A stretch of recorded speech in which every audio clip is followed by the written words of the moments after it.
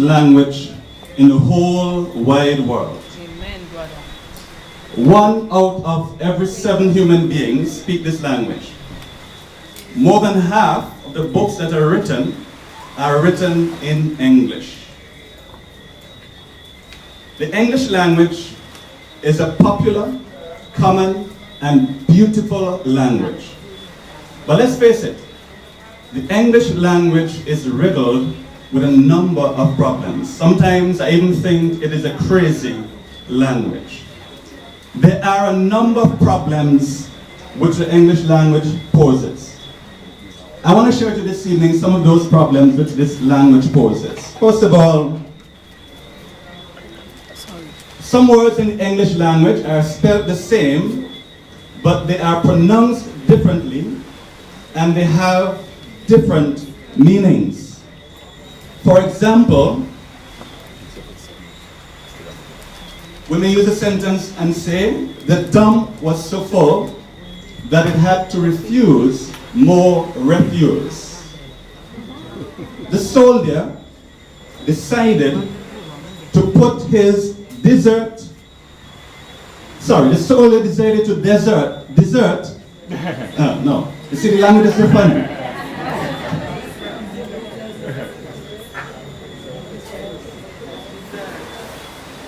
The soldier decided to desert and put his desert in the desert. Desert in the desert. Sorry, Ken. Thank you very much for your help. And then think of this one. The buck does D-O-E-S funny things when the doors, the same D-O-E-S, are around. Another problem I have with English language is that some of the words of the English language conjure up pictures which they do not reflect. For example, think of the word eggplant. There is no egg in eggplant. Neither are there any pines or pineapple or apples in the word pineapple. And you certainly don't find any ham in hamburger. A third problem that we have with the English language is the irregularity in how the plural of nouns as well as the past tense of verbs are formed. Now, if the plural of tooth is teeth, shouldn't the plural of booth be beat? And if you have one index and 2 indices, shouldn't we say 1 Kleenex, 2 Kleenexes?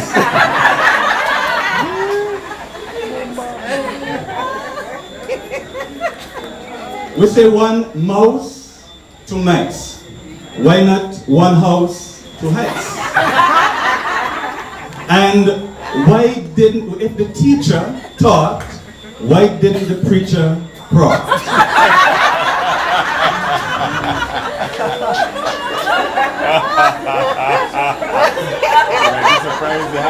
You understand?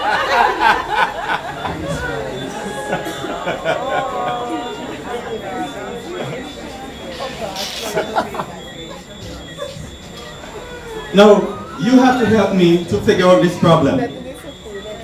If a vegetarian eats vegetables, tell me, what does a humanitarian eat?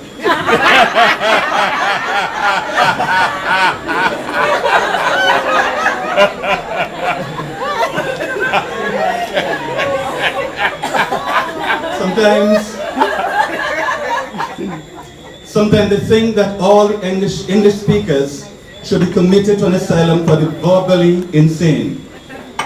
In what other language do people recite at plays and then play at recitals? Where else do you find people shipping by truck and then sending cargo by ship? And in which other language would you find noses that run and feet that smell?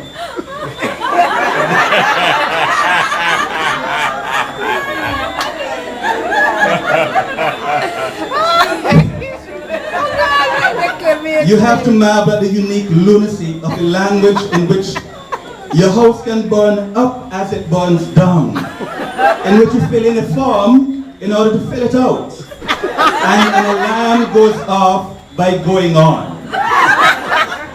Now, there is a two-letter word that perhaps has more meanings than any other word in the entire English language. That word is up. U-P, up. Now we could understand up when we say up towards the sky or up at the top. But there are some other times when up is used and sometimes you're not too sure what is meant. For example, we call up a friend, we brighten up a room, we polish up the silver, warm up leftovers, Save up money. clean up the kitchen, Save up money. we lock up the house, and some guys fix up their old car. At other times, this little word has special meanings. There's some people who love to stir up trouble. People line up for tickets. We walk up an appetite. We make up excuses. Now, to be dressed up, to be dressed is one thing, but to be dressed up is quite something special.